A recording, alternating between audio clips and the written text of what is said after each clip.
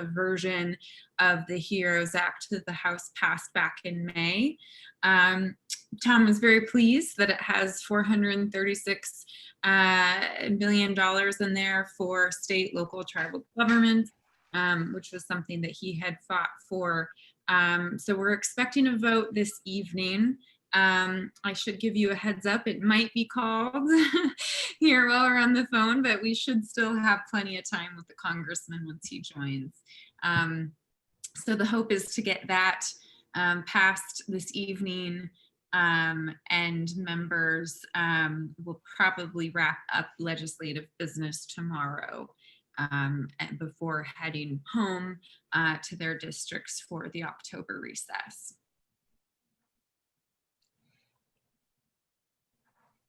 How long does the October recess go? Probably the whole month. No. It depends. So in prior cycles, in 2016, for instance, the entire month of October was a recess month, so members could be back home in their districts campaigning. Obviously, with the COVID-19 pandemic, things are much different. And people and small businesses and families, states and local and tribal governments certainly need aid and relief to get over a lot of the issues they've been facing since early this year. So it could be, if the House passes a package here tonight, it would go over the Senate and require the Senate to take action. Senate has not yet taken action on any of the COVID bills. I shouldn't say any. They haven't taken action on the last COVID bill that the House passed in May, HEROES 1.0. So if the House passes HEROES 2.0 tonight, it goes over to the Senate. If the Senate decides to act, which we're really hoping for, and take up the bill and pass it, that would be wonderful. It could be the Senate takes up a different version of the bill and passes it. So we're kind of, in waiting to see what the Senate does. They might put up a different bill altogether and then call us back here in October to take votes on that. But, once we get this bill off the floor, the ball's in their court to move it to the president's desk. So a lot of it just kind of depends on what they do here.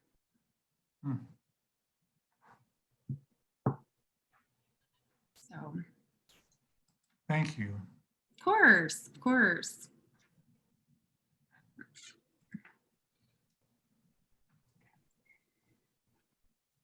All right.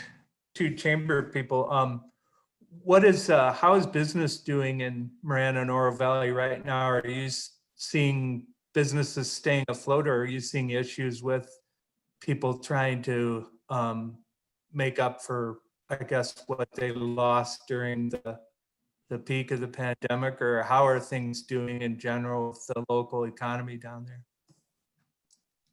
Audra? Okay. It's kind of all over the board. Some are doing very well. They're seeing increases like they've never had before, especially with the construction industry around here. But then we still have a lot that are struggling, and they're hoping fourth quarter looks better. But there's still a lot of them that are hurting and having a hard time making rent payments and keeping staff. Yeah, I'd echo that. And Keith and Sally, I've been out working the streets. Oro Valley's doing called OV Safe Steps and put up $1 million to assist business. And I've been out promoting the program. I was in a bicycle shop today. They were doing great business, no inventory. A lot of businesses in the shopping center that I was at today, their doors are closed. They're just working at home. It is a hot, slower time of year. A lot of those would have been more service-related businesses. Professional services are open, seeing some increase in business. Some of them are locked up pretty tight. You can't even really get in without an appointment. Others are wide open. And as Audra's right, it's all over the place in terms of the sector that people are in and what they might be experiencing. There's the Congressman, Congressman O'Halleran. Thank you for joining us. Can you hear us? Tom, you're on. Oh, there we go. I think you're unmuted now. Thank you. Sir, thank you for joining us. Tom, I know you're on a schedule. We'll just go and get going quickly. We've got guests from the Marana and Oro Valley Chambers are with Great. us. And we're planning to record this session and post it on websites. Tom, we're going to ask you to do a little bit of an introduction and talk a little bit about what's going on. And then Audra Winters is right above your head on my screen. Audra's with the Marana Chamber. And she and I are going to alternate some questions. We're also taking questions from our guests, and they're going to submit questions via the chat function here in Zoom. So Tom, welcome. It's great to have you with us, and the floor is yours. Thank you very much. Appreciate it. I'm Tom O'Halleran. For those that don't know me, I'm Congressman from Arizona's 1st Congressional District. I appreciate this time with you. I'm in Washington, D.C. right now. I have been for a couple of weeks. We have been trying to put together another COVID package. We've been in negotiations with the administration now for about 7 days, and up and down, but we're hoping to get something done by the end of this week. I know that we're going to put a bill out tonight to outline some of the issues that we want to see in the final bill. And other than that, it's kind of been back and forth all week long. These are important issues. And we also have passed out at the end of last week an energy and conservation bill. First time we've done the energy bill since 2007. And it was a grouping of about 40 bipartisan bills that we had agreed to most of them in committee, Energy and Commerce Committee before this. And so looking forward to seeing if that gets out of the Senate. Now, but the main thing before us now is to try to bring another bill out there that it has PPP in there for our businesses. It has money in there, as I last saw it, for our restaurants and bars and other industry out there that are suffering greatly also. And it will have some difference, what we've learned over the past number of months since the COVID started, is some of the needs of the people that are in the business community. And I appreciate that very much, that we've had that outpouring of information, and it'll go towards you having a better concept of being able to pay back loans, or hopefully they're not loans, get your forgiveness and a date that you want the forgiveness to be given, not waiting and waiting and waiting for the Treasury Department or the Small Business Administration. And I also obviously want to thank everybody for that the U.S. Chamber of Commerce has endorsed me. Cool. Audra? Hi, Congressman. Thank you so much for joining us this afternoon. We know you have a busy schedule, especially being in Washington. So we appreciate your time. Thank you. We're kind of in between votes right now.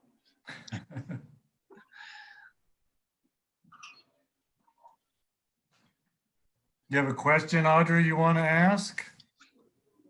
Well, it actually comes from the audience. We have somebody that's interested in why Congress goes on holiday when the rest of America, and specifically Arizona, is suffering here, businesses and regular people. Well, I'm wondering the same thing. I did not vote for the proxy vote, and so I've been coming back and forth. And I've come back even when they don't have votes, because I believe this is where we need to be. All of leadership knows that we cannot take the month of August off, and the first week and a half of September and the last week of July, and then tell the American people that we didn't have enough time to do a budget. And we definitely can't tell them that we're going to take something off. I would be happy to be able to be back here to get through these tremendous issues that are important to our businesses in America and important to the ongoing needs of saving lives and getting over this pandemic and getting the right amount of money into the process to help us get through that, to stabilize the country. We haven't done anything as stimulus yet. We have to stabilize America and make sure we protect our families, our businesses, and now that our children have gone back to school, have the resources necessary to take care of them. And we're already addressing some of the issues with nursing homes and some of the areas that have been most impacted by this. But for the life of me, I've never had a job where we take off in situations like this, and where you would automatically just kind of say, I have most of the summer off. You can't get the work done. And I have complained time and time and time again. So I'll just keep complaining and make people hear me. Other than that, this is where we belong when Americans are dying. Appreciate the response. Thank you. Thank you. And Audra and I have this all scripted, but I'll immediately go out of order here. Tom, did you feel like the first round of pandemic relief was effective in trying to take care of America? When it first started out, it wasn't as effective as we wanted. We did put enough money in there for vaccine research and for therapeutic drug research, because one of those has to break through, or else we're going to continue down this path until it blends into our society. But I don't think we fine-tuned it enough to address some of the business needs, especially small business. And that's why we had a emergency supplemental right afterwards, so that we can make an adjustment in the process. It did help get down further into the business area, a small business area. This bill, I know if we can get it out, will definitely take all those adjustments plus more that the business community has reached out to us and said, we need this also, and here's the problems we're having, and to adjust to that right now. And I know there's a current problem with the Small Business Administration getting money back eventually, and actually getting recognition that you've done what you should do and you're going to get your loan, and that's unacceptable. And so we have in this new bill made adjustments to that also, so it can work much more smoothly than it has. We threw that bill together in 2.5 months, 2.5 weeks. I'm sorry, 2.5 weeks. So everybody expected adjustments. Most of the systems were overwhelmed. Small business, treasury, unemployment here in Arizona. So those had to readjust during the pandemic also. Now, hopefully, we'll have a much smoother transition as we move along and be able to get more and more people back to work and more businesses profitable. Thank you. Thank you. Okay.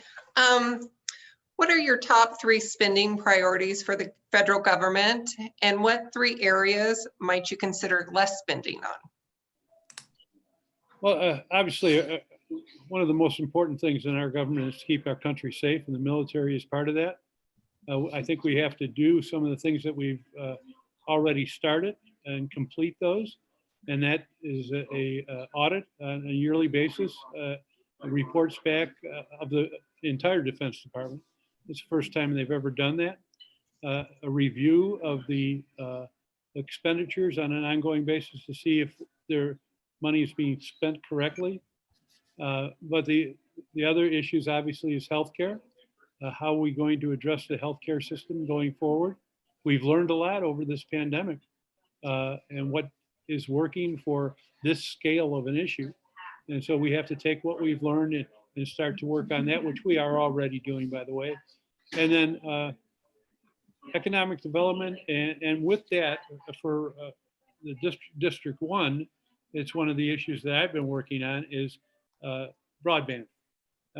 Our children can't be educated in rural America without the capabilities to do that from home if needed, to be able to have a competitive environment with the best school districts in the state and in our country. Every student is entitled to that. And we have to find a way to get that done without outside interference from the federal government as far as overseeing the process in school districts. I'm a strong proponent for local control on that. But those are some major, if we're going to be competitive with the rest of the world, we have to have the best educational system going. Our universities are great. That's why people come into America to learn. But we have to have our students be able to take those jobs, not somebody else. And we have to have our students prepared to stay in U of A, to stay at ASU, to stay at NAU, or to go somewhere and be successful in their looking towards how we get into the future. And they. Thank you. Tom, I want to stay on the subject of pandemic assistance for a minute.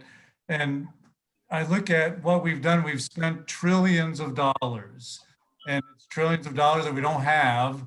We're adding to federal budget deficit. We're adding to national debt, of course.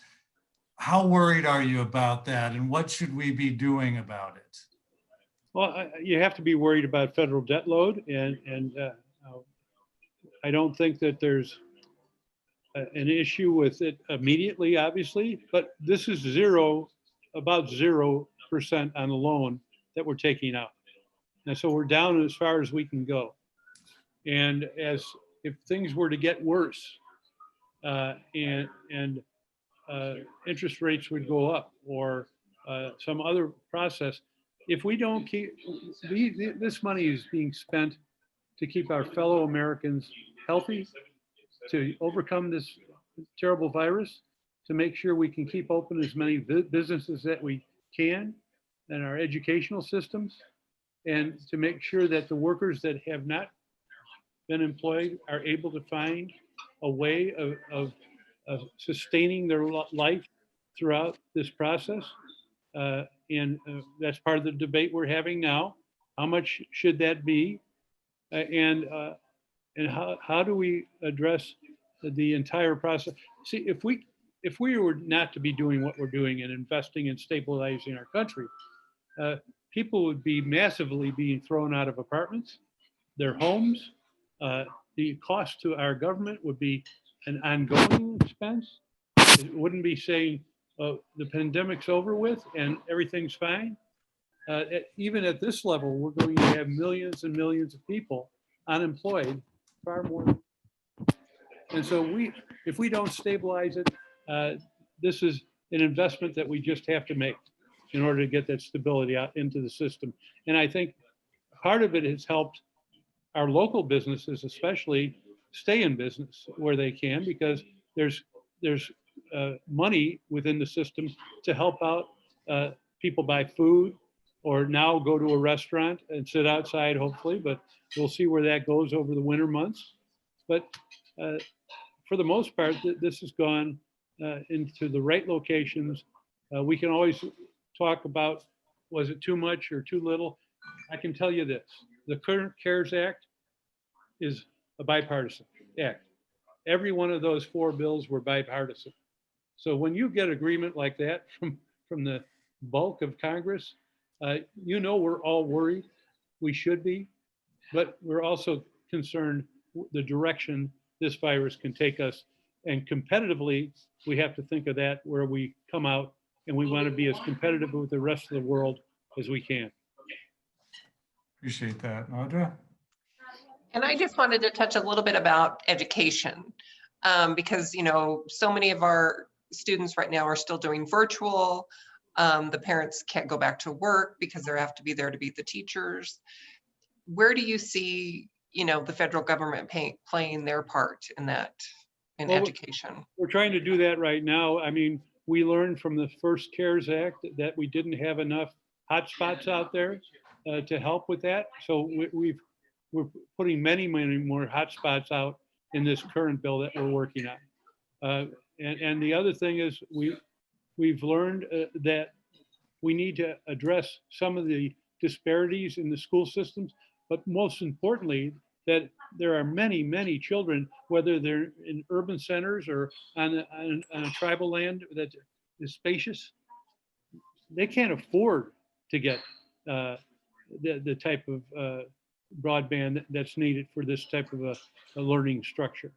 And so we've been working at that. That's part of the cost that we as a society are going through right now. But it's critical for everybody to make sure that as we move forward, we have to bring all those that can help us have a strong economy with us, and not have to try to make up for loss of economic viability. School learning for stretching out over a year or two. Now, remember, we don't have a vaccine yet. That's a hope, and I'm not going to sit back and watch Americans dying at the level they are just based on hope.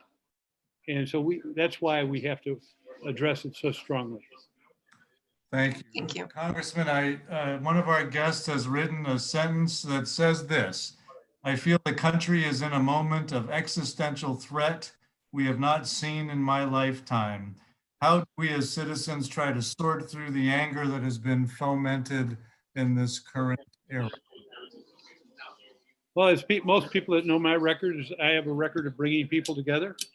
I'm one of the most the ratings call me one of the most bipartisan members of Congress. In fact, I'm the 21st most bipartisan member of Congress. That's because my entire background in life has been built around making sure that we have a system in place that allows citizens to come together, educates the citizens that there's a critical need for us to talk to one another. And your values are your values, but at least come and sit down and talk so that we can understand those values and find common ground. I've been married now 51 years. I've had to find common ground many, many times.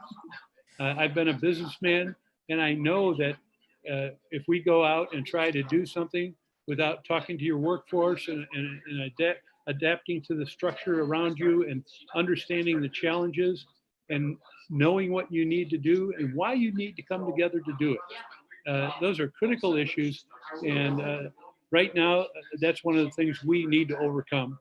And, I just, it saddens me too. Appreciate that. Thank you. Audra? Yes, this is another question that comes from our audience. What is Congress doing to protect our federal lands from fire? Well, right now there's some threat to the federal lands, but we have addressed the money from the water fund for making sure that cities and towns can be able to preserve some of their land, that we can preserve our watersheds that are so important here in Arizona, that we can make sure that the services that are provided at our national parks, that the backlog of hundreds of billions of dollars get started to get cleaned up, so that tourism is going to continue to be a big piece of Arizona's economy, and continue down that path. And we've put in a number of safeguards over the years. I was the co-chair of the Forest Health Oversight Committee. I just asked for a meeting to be called the other day, and it was called by the chair of the committee to bring the Forest Service in and say, what's happening here? Why are we're now in Arizona? A big fire used to be about 25,000 acres. Now, a lot of fires are 100,000 acres plus, and many are catastrophic fires. And so we have to protect the wildlife-urban interface, which is part of the discussion we had the other day. We have to make sure the Forest Service takes care of the new services that we have allowed them to do. 20-year contracts they can take out now. We talked to them the other day because they've had that ability for 2 years. And I want to know how they're using it so that we can thin the forest out faster. Make sure that we have an energy process that will take in the slash and stuff that's out on those forest grounds, to get those small diameters into what is up in the Safford area, the plant there, bioenergy. And we're trying to discuss that with the SRP and APS to be able to do that, because we are going to have a number of plants closing down. And how do we reinvigorate the economy and keep the economy going in those rural areas? I keep a pretty sharp eye on the forest. There's things that I can't do anything about right now. If the president chooses to do an executive order, it takes an act of Congress to overcome that, or another president. And for the most part, we haven't been able to find the support to do that. So. Thank you. Thank you, Congressman. Congressman, it seems like every time there's an election, every candidate says they intend to protect Social Security and Medicare. What does that mean to you? And what do we do to ensure solvency for our Social Security and Medicare trusts? Well, the first thing is in Medicare and Social Security, whether it's here or in the legislature, I don't know exactly the legislature, but here, because it's a federal issue, but here I've been a 100% voter on the issues concerning keeping that secure for the future. How do we go about addressing that issue is going to be a difficult bringing people together on that. There's plenty of ideas out there, raise the tax. That's not going to go well with the American public, I don't think, and the business community especially. Make sure that we can take people that now stop at $125,000, $130,000 a year. They don't have to pay in after that. See how much they have to pay in, whether it's that level or 250,000 or $500,000, some level of helping secure it, making sure that we get our drug prices down as low as possible, that the system is being run as efficiently as possible. It's one of those systems where when we have the essential elements in the ACA, Affordable Care Act, that has to be reviewed too. But we also need to recognize that both of these programs are programs that everyone has invested in that gets it. And not one of these programs is something that people said, we want this program. We recognized a long time ago that a lot of people got done with their jobs in life and didn't have any security at all. And now they have Social Security. And a lot of people were in a big ditch when it came to allowing them to keep their health care. So that's why Medicare came around. And I believe that we hear the word entitlements all the time. These are not entitlements. They are an obligation of our government to pay to make sure these systems work. So that's the direction I want to go in, to make sure we are efficient in these systems, make sure they're good for the people that need that health care, and make sure our Social Security, which is the backbone of, I drive around this district a lot. And the idea that whether it's senior citizens or people with disabilities, and because Social Security goes that gamut, or people that have mental illness, we have a large perspective there that this has to address. So we have to make it and do it. But I was talking the other day to some folks, and I said, we have to look at the priorities of our country and address those first, because we do not have an unlimited checkbook. And because of that, we have to find a way to work as well as possible within both our revenue income and our needs. And there's a lot of things out there that are going to be very difficult to prove that it's a real priority of America. But it's not Medicare, it's not Social Security, because again, I don't know where the term entitlement came from, because it's like paying into a health insurance, or not health, a life insurance policy. Your family gets that money. It's like paying into a health policy.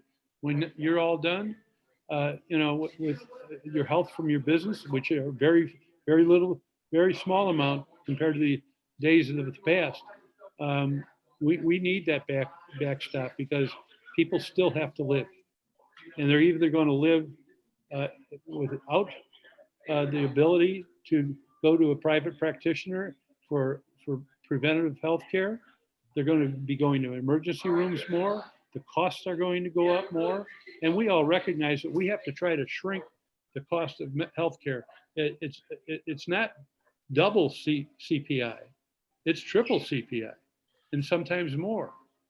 That system has to be reviewed totally in order for us to shrink not the care, but the cost factors involved in that. And that's why one of my first bills in Congress was to try to shrink the donut hole on Medicare, the prescription drug side of the process. Thank you. Audra?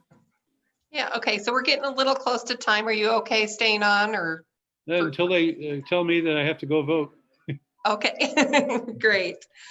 Please share your views on the Second Amendment and gun control.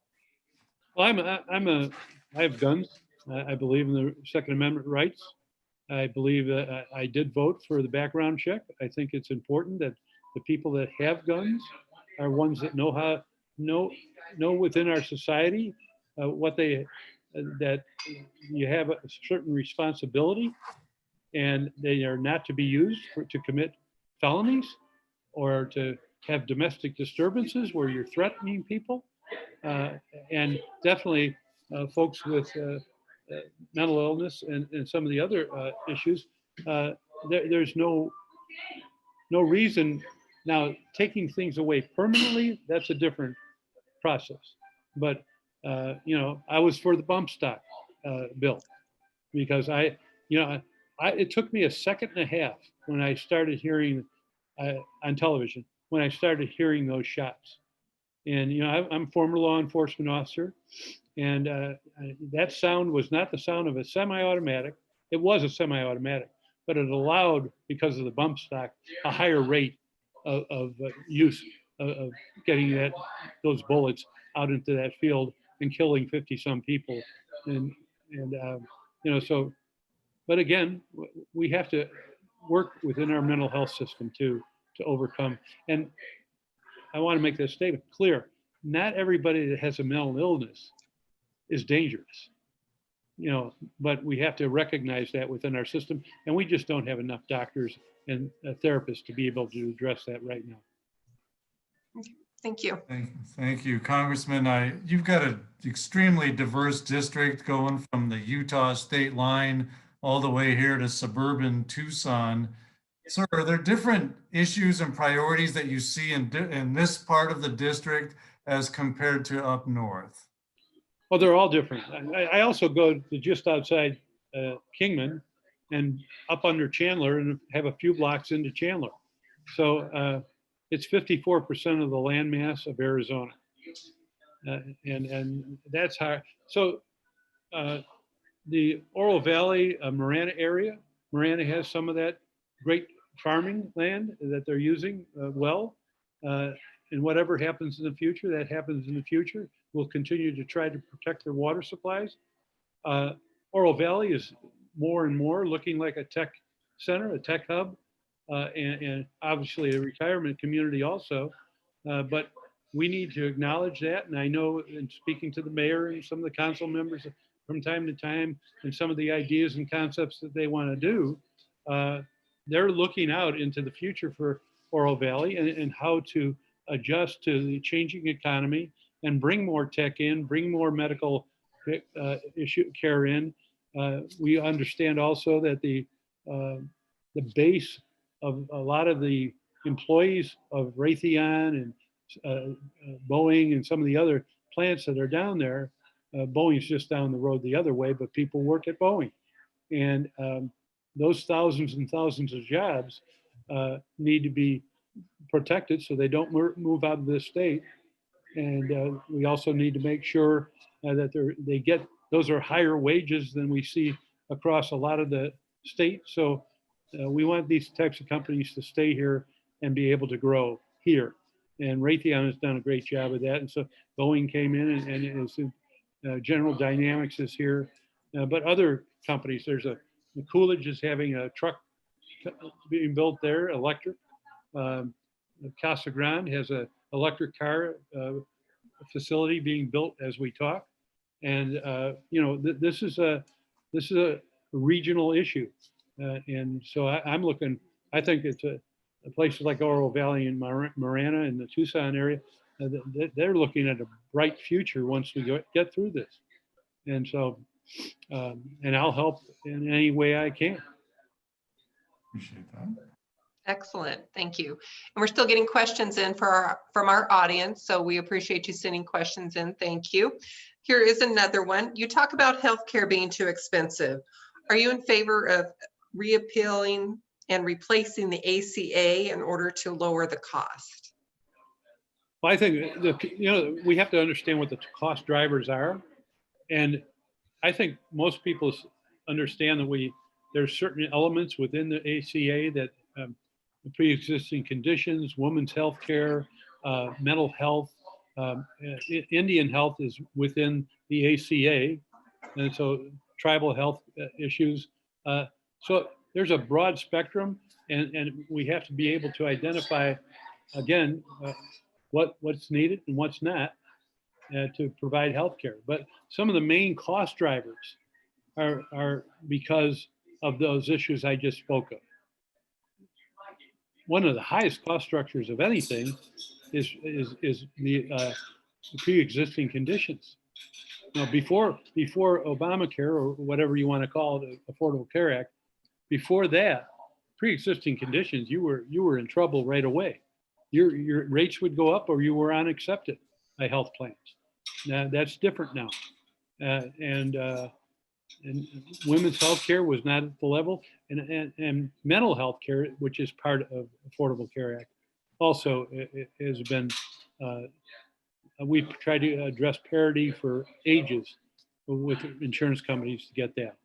So a blanket get rid of it, ACA is not going to do it. We have to, most people agree right now that we have to identify a path. Quite frankly, I don't care what it's called. It has to be efficient. It has to work for the American people. It has to be something that's viable from the cost standpoint for the people of America, and for the people that don't even want to get on it, to make sure their dollars are being spent wisely. But I think Joe Biden has come across a marriage of private care, and if you want to come into the other system. And the other part of it, the Affordable Care Act, is the youth of America don't necessarily want to be insured. They don't want to pay that cost early on in their lives. And we have to look at that, because they're the sustainers of the insurance for us. That's been how insurance has worked, and that's how it's going to continue to work. And because they're at that lower level of risk, and I'm looking around, and there's very few of us that are not near the higher level or at the higher level.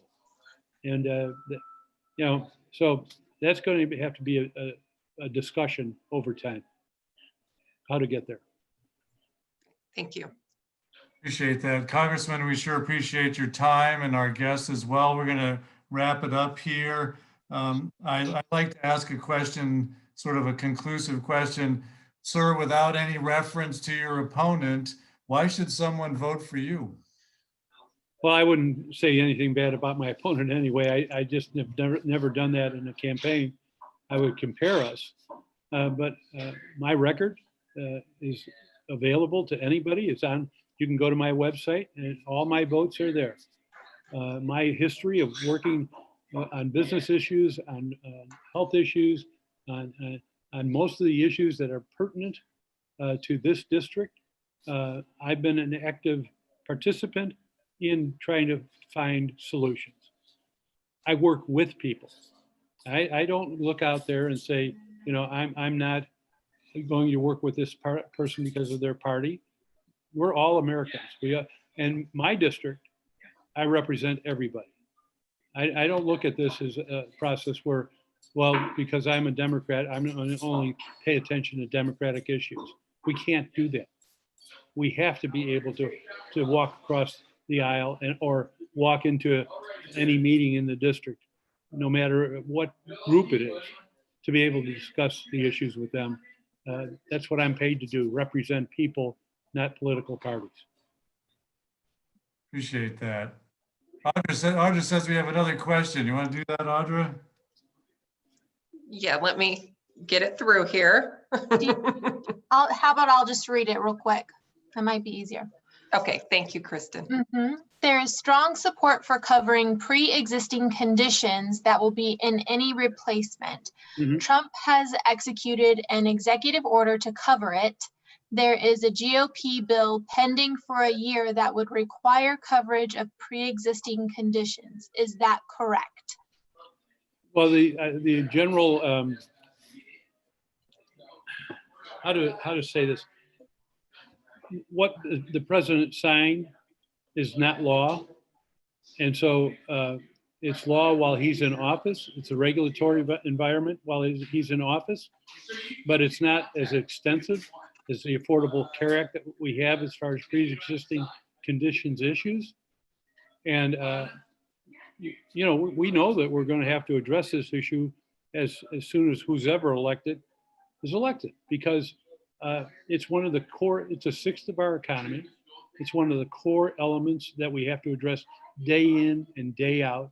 And every time we pay our insurance bill, it's just a requirement that we make changes as things develop. And pre-existing conditions is still not something that people fully recognize. I think the president, anybody wants to do pre-existing conditions, I think they're going in the right direction. But what the president signed was not going to potentially, I don't want to go down that path. It can be overcome by another president without Congress doing anything. And in order to keep it going, Congress is going to have to address it in the totality of pre-existing conditions, not just in an executive order. Appreciate that. Okay, well, I think we're getting toward the end here. Congressman, we sure want to thank you for your time and for your service today, and thank our guests. And Tiffany Shedd is going to be on this call at 3:15. I think we'll probably close the call down, Kristen, do you think, and then come back into the Zoom link. So again, Tom, we sure appreciate your time. Thank you so very much, and we'll hope to see you soon. Thanks. Great being with you all, and have a great day. And it's not 3:15 here, I'll tell you that. Thank you. Be safe and stay Bye well. now. Thank you. Take care. So Kristen, do you want us to log out or do we need to Well, stay it in? doesn't matter. I'm gonna leave it up and people can jump back in if they want. It's easy to just, I'm just gonna close my screen for a minute and mute it, and people can hang out and go do what they want and turn off your screen and come back and whatever you'd like to do. Okay, Okay, you need to so- stop recording. Yes. See So you what- all at 3:15. 3:15. What time do you want to open the call up, Kristen? If people come back. It's just gonna stay open. Okay, so we'll see you in a few minutes then. Okay, Thank you. thanks, bye. President and CEO of the Oro Valley Chamber, and I'm joined by my colleague from Marana, Audra Winters, who runs the Marana Chamber. And then Kristen Sharp to the left of my screen is our events director, and she's running the call. We welcome Tiffany Shedd, candidate for District 1 on the Republican slate. Tiffany, thank you so much for joining us. As I was just saying, you probably all heard me, that we are going to record the session. We welcome you to submit your questions via chat. Tiffany has about 35, 40 minutes with us here, so we'll get right after it. Tiffany, you've got the floor. Tell us a little bit about yourself and your candidacy, and then we'll turn to some questions. Okay, thank you. And thanks for everyone listening in. So I have lived in Arizona 1 since I was 7 years old and went to public school in Pinal County, graduated from Casa Grande Union. I went to college at the University of Arizona, have a degree in elementary education, so bear down. You know, it's wildcat country down there. I get in trouble wearing my U of A stuff other places in the district. But, you know, they're just gonna have to deal with it. But anyway, you know, wildcat for life and all that. But I went to school, taught English as a second language kindergarten at Curiel Elementary School in Eloy. My mom had taught there for years, so got to teach. She taught first grade and I taught kindergarten. So that was kind of fun. And back in the day, you had to get your master's in education to keep your certificate. And I was making $14,000 a year and thought, I'll make 16 with a master's. So decided to go to law school. And fell in love with pretty much anything that touches the land legally. So water, commercial real estate transactions, a lot of business because, well, that's usually business as well. And so I've been an attorney practicing those things for about 25 years. I met my husband in second grade. We actually went, he's a third grader. He was a third grader and an older man. And we've been married 30 years.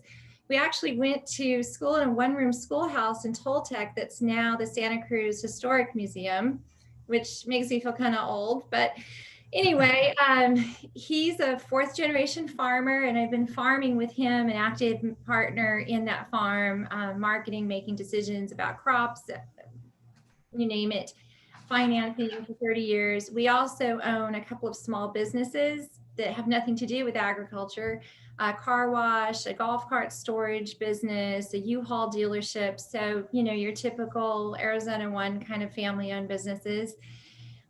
We have 3 kids, 2 are at the U of A. You can see a theme here with the U of A. One's in law school, and he's on a full ride for the Native American Scholarship. He's studying Indigenous people law because my husband is actually Native American, and so are my children.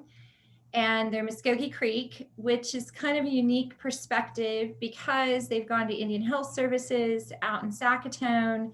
So these life decisions kind of given me a broad background in a lot of things. And, you know, I was complaining a few years ago because I felt that, you know, I've been involved in issues, a lot of business issues, a lot of environmental issues, a lot of water issues, making sure that, you know, mainly Pinal County, but rural Arizona, everything from dust regulations to water issues through the years. And I was complaining to my husband at a rodeo, we went to have dinner afterward, that I felt that we needed representation that fit the district, that had faced a lot of the same problems we had had. And that, you know, was really solving things. And this is a big, diverse district. And he said, you know, I have the perfect person, because I said, we'll get behind this person. We're going to help him run. We'll fundraise, whatever. And he said, well, I have the perfect person, but they're a coward. You'll never get him to run. And I said, no, I'm going to get him to run. You don't understand. I'm persistent. We'll talk him into it. We'll give him the support they need. And he's like, no, they just do stuff behind the scenes and complain. And I said, no, it'll be great. We'll get him. And he says, hon, it's you. And I said, well, I can't run for Congress. I'm from rural Arizona. And I thought, oh, dear Lord, what did I just say? What was that reaction? Who should represent rural Arizona? And I know you guys aren't exactly rural, but you're not exactly, you're kind of in the middle. You're like the big area that still feels like a town. You know, you're not like Phoenix. And so I said, well, you're a jerk. It's a good thing we've been married a long time. And didn't take it serious and thought about it. But here we are. And I'm running for Congress because I really want to be able to make the community I live better, make sure that, you know, the blessings I have had from free market system, a constitutional republic, an opportunity to be a poor kid growing up in Arizona City, Eloy, actually go to law school. Oh, that was U of A too. And you know, have the opportunities I've had to build businesses and whatnot. I want that to be around for my children and my grandchildren. And that's very important to me. And I can't repay the people that paved the way for me, you know, through the generations of Americans that gave us a chance to build and produce and, you know, pursue the American dream, but I can pay it forward. And I want my children to have the same opportunities for achievement that I had, and especially in Arizona, which sometimes parts of it feel a bit forgotten. And so that's why I'm running. I got some exciting news this week. I was endorsed by NFIB, which is the National Federation of Independent Businesses, So they're kind of the Chamber of Commerce for small business. I'm sure most of you know that. And I was super honored to have that because small businesses are such a huge part of our rural Arizona, our Arizona One, our Marana, Oro Valley communities. And they're not just economic drivers and job creators. The thing about our small business and medium business communities is they pour so much into the communities that they're in. You know, they're the ones sponsoring soccer and Little League and donating to Boys and Girls Clubs. And, you know, when they hurt, not only does the economy of Arizona One hurts, the culture of Arizona One hurts. And so, so we need to get them healthy, back on track. I think that, you know, business owners, you have a choice. The Democrat plan, you know, Biden O'Halleran plan is to increase taxes, to increase regulations. I want to get government out of the way and let what Americans do best is build businesses. And I know that we can get the economy going if we have faith in Arizonans and the American people. And so I want that slate cleared. You can tell by my background, not only do I like Arizona, but I'm a huge Goldwater fan. And so, you know, limited government, get it out of the way. We don't need government to be our full-time partner in all of our businesses. We can pick our own partners. And so I'm really excited about this group. I love to talk about business issues. They're some of my favorites. Some of the things I think would really help, you know, once we get past, you know, we're kind of all consumed with the COVID and the pandemic and the shutdown and getting that back, but that's not going to last forever. We can get it back. But I think some of the things that are really important in Arizona One is we need infrastructure to build businesses. That includes roads, off-ramps, water, power in places. Sometimes it's railroad spurs. It's internet, which has become rural broadband, which has become, I feel like, the electrical issue in the 1920s where we had to do the Rural Electrification Act. We're now in that point with 2020 with rural broadband. I think that actually the Rural Electrification Act would be a great way to get that done. We already have that system in place to build rural broadband so that no communities are left behind. It's become more stressed than ever, especially it's not just our businesses anymore, it's our educational system. I know how frustrating it is because half the time I don't have rural broadband or cell service. When you think about buying a satellite phone, you know you might have a problem. And and I'm like, do they actually work? But anyway, so just, you know, being sensitive to those things. I think that, you know, the quickest way for us to get out of this economic slump is our small businesses. They're nimble, they're fast. It was amazing to me watching small businesses, how creative they were, a lot of them, to stay in business during the pandemic.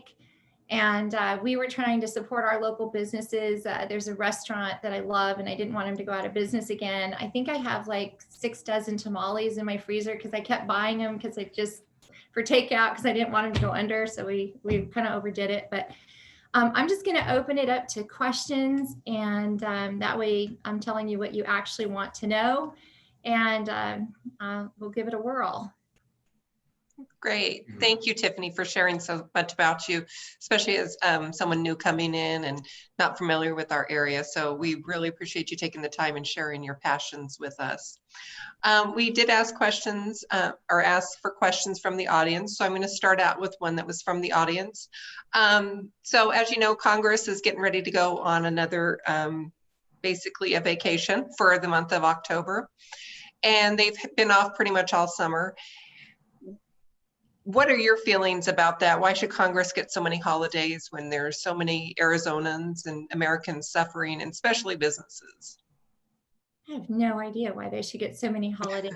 I mean, you know, I'm a farmer's wife, I'm a lawyer, and I'm a small businesswoman. Like, we work 24/7. If we work when there's work to be done, I kind of don't get that work ethic. I think the best compliment you can be given in our family is to be a hard worker.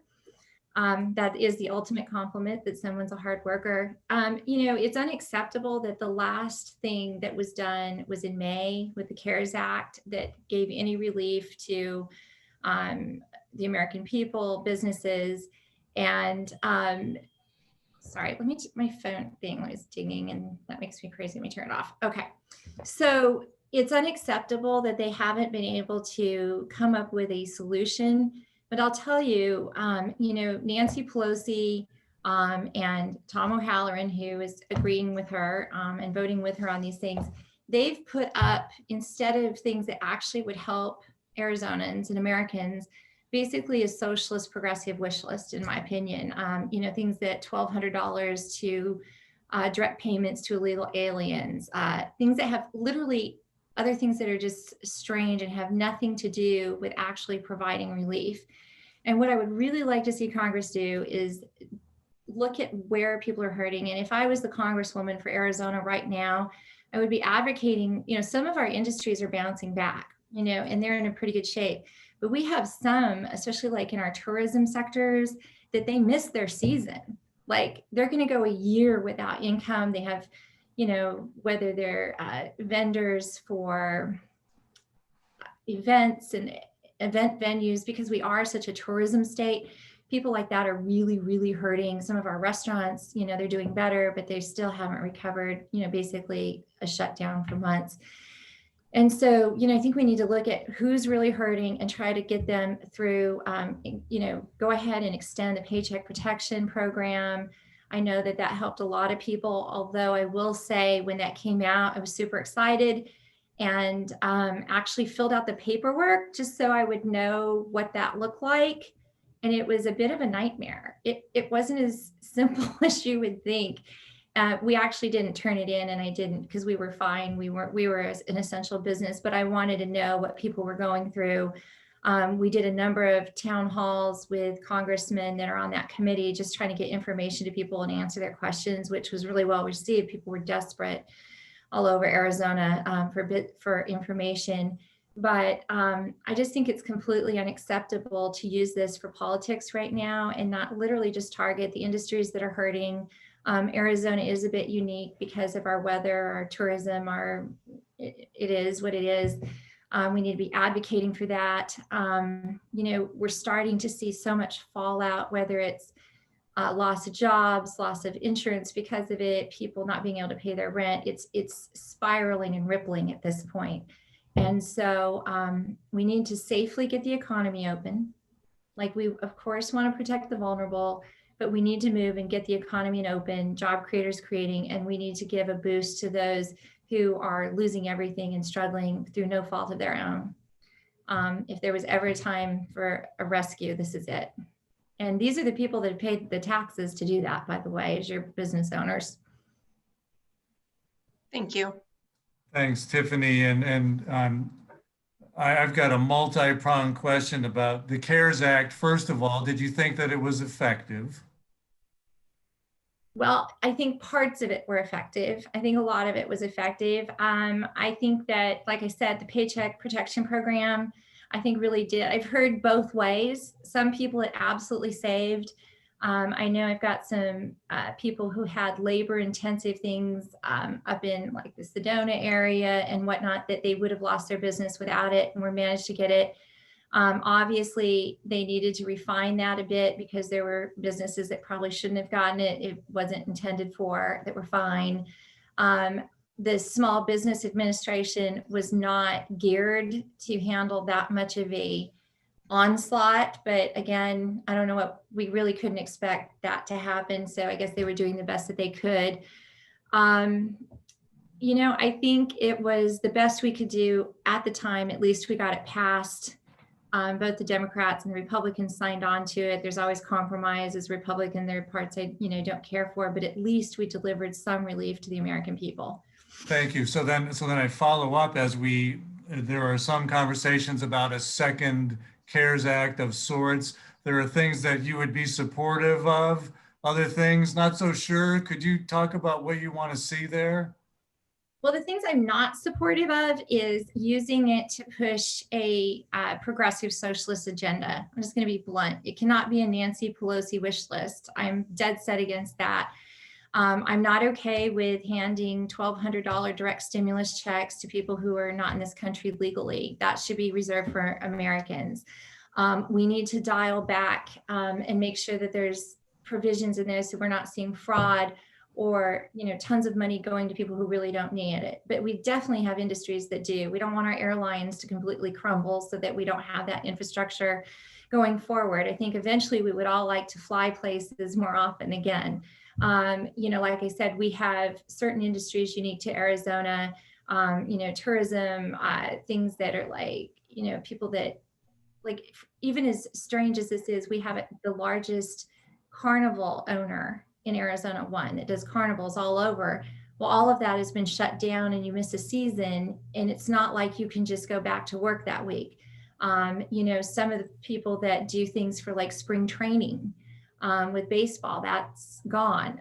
Even concessions, when you think about, I know this is a little out of district, but like if the U of A and concessions and they don't have people in the games, like there's just a lot of businesses. And I think we can look at those. We have the data to see who's hurting and who's not. I own a car wash. It's been busier than ever. I shouldn't get relief on that. I mean, we're fine. And so I want to see the money go, but we can't continue to spend trillions and trillions of dollars and then just say we're going to raise taxes later, because while that might help somebody stay in business, if we hit them with a huge tax increase and more regulation, they're not going to be in business long. And those regulations and tax increases really hurt a small business because you oftentimes don't have the wiggle room. Plus, people forget when government regulation comes in, there's also the cost of compliance. And I don't mean even doing the regulation. So like when Arizona passed its minimum wage law, it wasn't so much the minimum wage for our family. It was, we had to pay our CPA all this extra money because there was all these strange vacation and sick days, and the way they calculated it was weird. Even if you were for that, it cost a lot of accounting that we didn't need to be paying. And now we've adjusted, but every time we do that, and especially coming out of this, it becomes more difficult. Thank you. Audra? Thank you. So what are your three top spending priorities for the federal government? And what are three areas you might consider spending less on? Oh, good question. Well, I think one of the top spending priorities is we absolutely need to shore up and strengthen Medicare and Social Security. We cannot have a situation where people have paid in their entire lives and are expecting this or dependent on it already, and it's not there. I mean, the Social Security trust fund shouldn't be rated, and now it has been, and it's in bad shape. I mean, we need to reduce fraud and misuse on both Medicare and Social Security. But Lyndon B. Johnson was the first to raid Social Security, and then it became a thing. And so in my mind, as an attorney, a trust fund means it's held in trust for the people it's supposed to be used from. And the government has not held that in trust. They've spent it like it's any other line item. And that's going to need to be made up some way. Now, one way we can make it up is by a roaring economy. And then the other is Medicare. The Affordable Care Act cut Medicare. That the Democrats were the last ones to reduce Medicare money. That needs to be shored up. It needs to be modernized through telemedicine, as well as thinking about dental and eyeglass care. And for a lot of self-employed folk, I mean, in my mind, I'm paying $26,000 a year in insurance premiums. You kind of look forward to 65. You're thinking, I really hope Medicare is there, and things like Medicare Advantage work, incentivizing works. The other area that on spending is we need to secure the border. That will be money we save in the long run, what we spend securing the border. We cannot continue to have a border that cartel can run human trafficking, drug trafficking, the cost to our communities, the cost to our businesses, our citizens, when 40% of the drugs coming into the United States are coming through the Arizona-Mexico border. That's completely destructive. And so what I would like to see is a secure border so that we can build legitimate businesses on both sides of the border, increase trade, This is a huge deal for Arizona and Southern Arizona. They're our #1 trading partner. And we also, people don't realize, we need better customs so that you can move back and forth. If you're, a lot of times a product goes back and forth between Arizona and Mexico several times before it goes to market, and the waits are frustrating. We need to boost up both border security and customs so that we can go back easier for legitimate business. Spending, that one's interesting because by the time everybody gets to an up and down budget in the House of Representatives, it's like, oh my gosh, if I vote no, I'm cutting the military, Social Security, and Medicare. And if I vote yes, I'm including this entire bloated budget. And so I think congressmen really need to be looking at the committees they're on. That's where savings start. We need to look at it through a constitutional lens of, is this really the federal government's job? Is the federal government the most efficient ones to do this? Are they the best equipped? Because our Constitution basically says that if it's not the Fed's job, it should be left to the states and the local governments. And I'm not sure that they couldn't do a better job than a one-size-fits-all situation.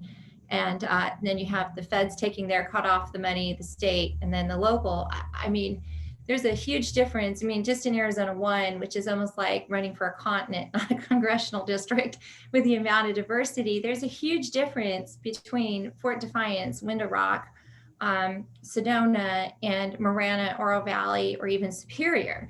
And so even within our district, I don't see how one size fits all. And so I would like to reduce federal spending on a lot of areas that I think that the state and local government could do a better job, be more accountable to the people, and have more efficiency, better delivery of product, and save money at the same time. And so that's the tough thing. And, as a farmer, we have a crop loan. It's $500,000 to $1 million every year that's put out in that field. And we literally, with the bank, have to do a line item budget, this much for fertilizer, this much for water. And guess what? At the end of the year, if we don't follow that budget, we lose our business. And so I don't understand why supposedly the greatest country on earth and the smartest minds can't figure out what I can do as a farmer, that we need to have a balanced budget, that sometimes you don't get everything you want because it's not, as my bookkeeper says, it's not in the budget. So, just fiscal responsibility. I appreciate that. And I think my bookkeeper says that to me also, Tiffany. I want to ask, one of our guests asked a question about the Affordable Care Act, and it's pretty straightforward. Do you support repeal of the Affordable Care Act and replacement of it? And if so, what does replacement look like to you? Well, this is what I support. I support fixing our broken healthcare system. So let me just tell you about my experience with the Affordable Care Act. So being self-employed, we had health insurance through United Healthcare, $20,000. Well, it started about $16,000 a year premiums. And then the Affordable Care Act was passed. Our premiums skyrocketed. And during that time, my daughter was diagnosed with type 1 juvenile diabetes, which is insulin dependent your entire life. Those of you who have dealt with insulin realize it's pretty expensive. Not to mention all the other stuff that goes with it, like glucose test strips. And, but we did have insurance, incredibly high, $4,000 deductible, typical self-employed kind of insurance. I mean, it's more than I made in my first job. I made $14,000, we're paying more than that for insurance. And the Affordable Care Act, I remember the promise of, if you have your insurance, you can keep it and you won't get dropped. Well, I also had cancer. And I'm a cancer survivor. And then our insurance dropped us because they said, I don't know why, they just dropped us because of the changes in the Affordable Care Act that did to the system. Pinal County, and I don't know if there's others that were in Arizona or the United States, but Pinal County actually went without marketplace providers under Obamacare. Like none, like not one option, none. You can look it up in the paper. And we were lucky enough that my husband's on the board of Central Arizona Irrigation and Drainage District, literally a board member who gets $100 a month for going on the board. but that allowed us to get insurance through their pool, even though my daughter and I both have, kind of some of the worst pre-existing conditions you can have. And we're still under that pool. We pay $26,000 a year in premiums. We have a $5,000 deductible. It only pays 80% of medical bills. And so the Affordable Care Act was not good to my family. It wasn't affordable, and it left us without care. And then the other thing that helped us and isn't available for many families is my children are Native American, and we could get the $800 a month prescriptions filled for insulin at Indian Health Services. God, I don't know what we would have done if we hadn't had that. Now that doesn't cover me, I'm not Native. But I don't want any other mom, family to think about, do you lose your business or do you buy health care? No American should ever have to choose between bankruptcy and either poor health care and frankly, death. I mean, you do go without insulin as a type 1, you have a few days to live. And I think that, if there's a bright line in the Affordable Care Act, it's the pre-existing conditions. Pre-existing conditions are something you either have or you will have. Or if you don't, you're very lucky. I think it's a very small population that lives to their senior years and doesn't have something considered a pre-existing condition. And so I think we can agree, I would hope we could agree that as a society, this is something I would spend on. You asked that question, let me tie it back to that we can subsidize the pre-existing condition pool so that if you have insurance, your premiums don't go up because you develop a pre-existing condition. And if you don't have insurance, you can still get it so that no one ever has to. I'm willing to pay a little bit extra, even if I didn't have it, so that people around me would never have to face that. And I know that sounds spendy as a Republican, but I truly believe that there's just some things as a compassionate society we have to cover. And then going forth, what I would like to see in healthcare is affordable premiums. I know that a lot of people that have marketplace insurance under Affordable Care Act, their premiums are pretty high. They're not affordable. They've gone up. And, the system isn't really working like, maybe even if people thought it was going to be great, it's not working out. And so I don't really care about repealing it. I don't really care about replacing it. What I really do care about is fixing the problem. And frankly, we just haven't had the will Congress has not had the will to actually roll up their sleeves and fix the problem. And, one of the things with this pandemic is telemedicine. That didn't used to be covered for things. There's been an extension on that because of the pandemic. We should be embracing things that lower the cost. Prescription drugs, oh my gosh, let's go there. That's one of the things that needs to be fixed. Right now, the reason American prescription drugs are higher than the rest of the world is it's incredibly expensive for pharmaceutical companies to come up with life-saving drugs. It's incredibly expensive. And that research and development cost is borne solely by Americans. But the rest of the world uses those drugs as well. And the problem has been if China gets it, they reverse engineer it, or whichever country, and then they don't pay the drug manufacturers that need to recoup that. So it's easier to just take it out of Americans. We need to toughen up on our patents, our trademarks, our trade deals with countries that if you use American drugs, you are going to bear part of the cost of that research and development. It's only fair. And if you don't, we're going to do what we need to make it painful enough that you are going to pay their fair share. I mean, Canada and Mexico just say, no, we're not going to pay it. And so Americans have done the best innovation in the world in healthcare, and we're paying the cost while saving the world. And that needs to stop. There's also just some gouging going on. This upset me. My opponent, he's taken a lot of money from Big Pharma. I have not. And the company that makes Lantus, which is a very common insulin drug for both type 2s and type 1s, has given him contributions. They raised the cost of insulin 700%. 700%. This is a drug that's been around. And I don't understand why we allow this to happen. Do you know what that does to a family's budget for something that's already incredibly expensive? I was super happy that President Trump, with the executive order, people that were paying $800 a month for insulin are now paying, $50 a month. That's huge. And if you're a small business owner, a lot of times you have to give up your small business and hopefully get a government or a large corporate job if you're stuck with something like that, or a child or a loved one. We don't want to see that anymore. So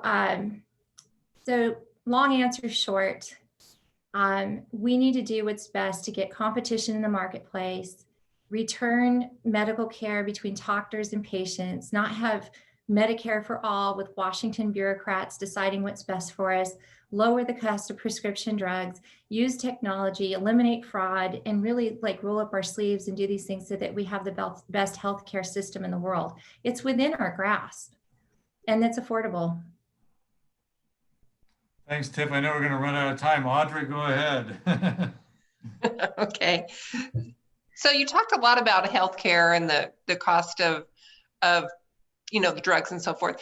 One thing we haven't touched on is education, and with this virtual learning, and I just feel that it's really going to hurt businesses in the long run as far as keeping their employees away, and I just want to get your thoughts on the education portion and how the federal government plays into that.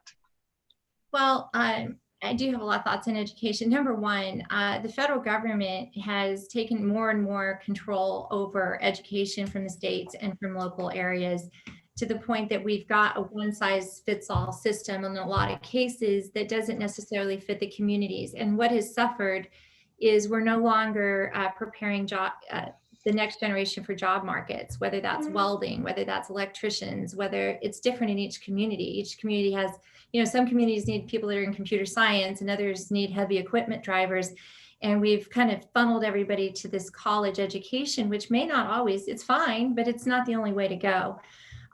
It's very disturbing to me. I was a teacher, classroom teacher. I've also been on the school board, and I've been a homeschool mom. And I can tell you, if your sitting kids in front of a computer and saying, yeah, you're going to learn and I'm going to go do my thing as a parent, good luck with that. Because the second you turn your back, they're gone.